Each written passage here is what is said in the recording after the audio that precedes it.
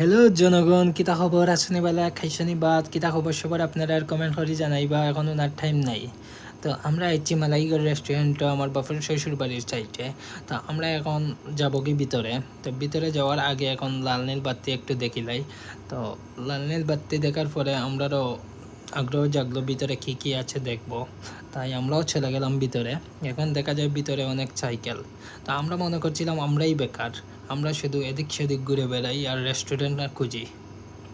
এখন দেখা যায় আমাদের মতো হাজার হাজার পোলাপাইন বেকার এরকম এখানে এসে মালাই চাগাবে, আড্ডা মারবে। তো আমরাও আর লেট করলাম না, আমরাও চলে যালাম আস্তে আস্তে ভিতরে। তো ভিতরের দিকে চলে যাব, আমরা কি খাওয়া যায় দেখবো, তো আপনাদেরকেও দেখাবো।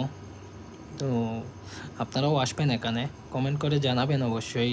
জায়গাটা জানতে চাইলে আমি কমেন্ট বক্সে বলে দেবো কোথায়। তা আমার বন্ধু মদন কালো টুপি লাগাইয়া তাইন গেছেন কি গ্লাসের সামনে তান আইফোন দেখানোর জন্য। তাই সেই দিন কক্সবাজার গেছিল, জানি না কি করছেন কক্সবাজারে।